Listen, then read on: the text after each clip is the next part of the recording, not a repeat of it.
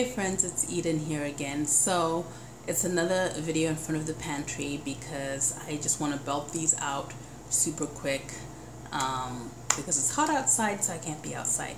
So this one is for the pregnant mamas and the mamas of very young children, like 2 and under, and you have a beauty products business and you're kind of trying to figure out how you're gonna whip these butters and mix these conditioners and bottle these oils and ship them out and so forth with a very young baby, and maybe one that needs to be carried all the time or wants to be held all the time, or maybe is a little bit colicky. And I'll tell you how I processed orders when my son, especially, because that's when I was doing even more of it, was very young, but even with my daughter as well. And that is a baby carrier. So basically, you know, when you're having your baby shower or whatever, or when you're organizing your list for the things you want, you know, to have ready for the baby, one of the things you want is a baby carrier, even more than a stroller.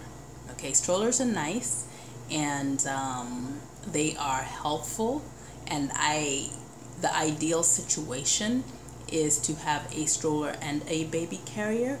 But I really love the soft structured ones where you can wear the baby on the front or the back or even the side. And you know, slings are also good.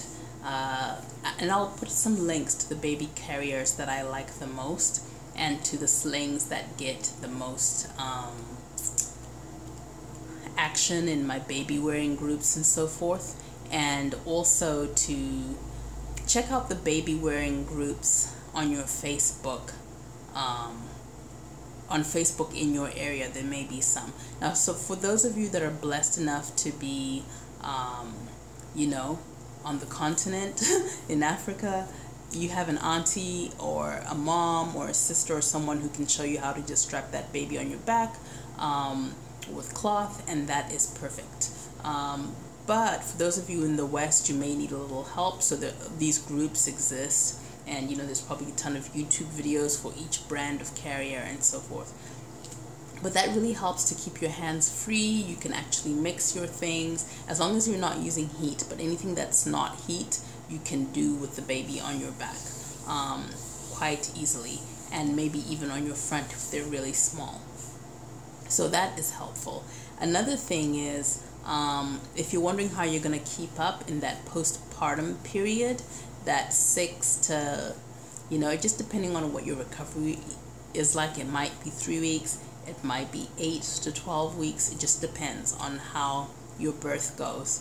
I would create a list of things to do during that postpartum period, especially if you're launching your brand. And this was inspired by a very lovely lady that I had a chat with in Australia. Hi, if you're watching, you know who you are.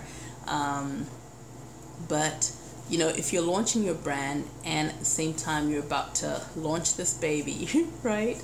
There are things that you can do while you're pregnant, depending on the kind of pregnancy you're having, and there are things that you can do while you're in bed recovering, and hopefully you'll have the luxury of being able to recover in bed for a little while.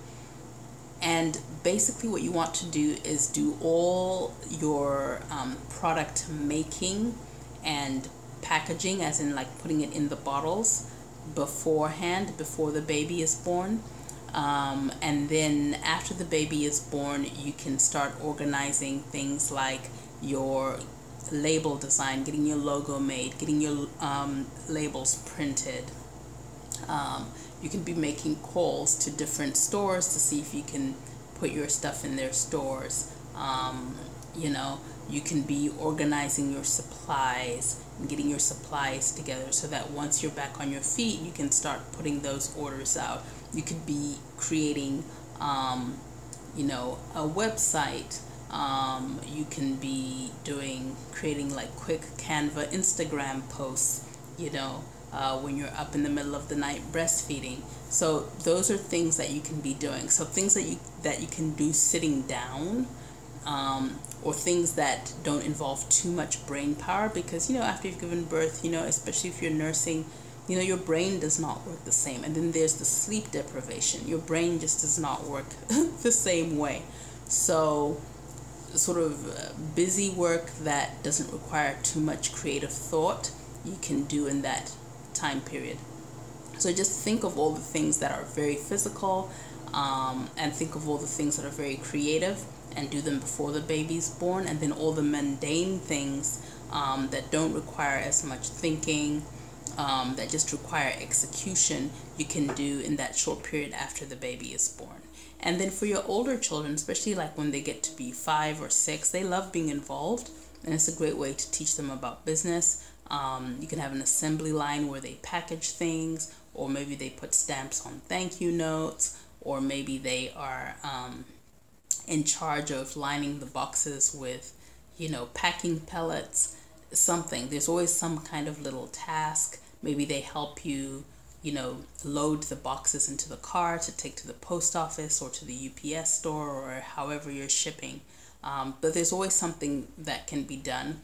And also, you know, make sure you take care of your wellness practice to the best of your ability, even if it's just 10 minutes of yoga, 15 minutes of yoga a day, or, you know, you go for a walk and you set the intention that this walk is purely for rejuvenating my thoughts, you know, with your baby on your back or whatever, but something that really refreshes your mind and your mindset, just so that you have the energy and the patience to be with the process of being mother, which is a huge job all day long, and to be with your business. You've got to keep refueling yourself, or else you'll just kind of spin out and get tired and exhausted and do nothing.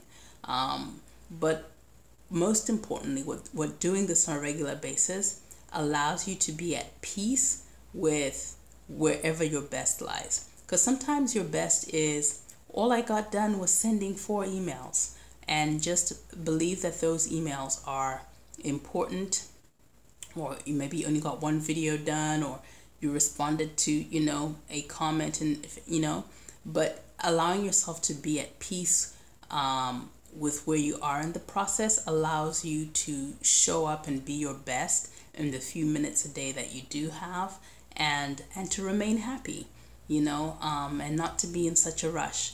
And strangely enough, when you're doing your best, you're showing up, you're doing your best, and you're happy with wherever your best leads you, somehow that actually makes things go quicker and things start to pop for you faster, because, you know, I think God, the universe, rewards a good attitude and gratefulness and all of that.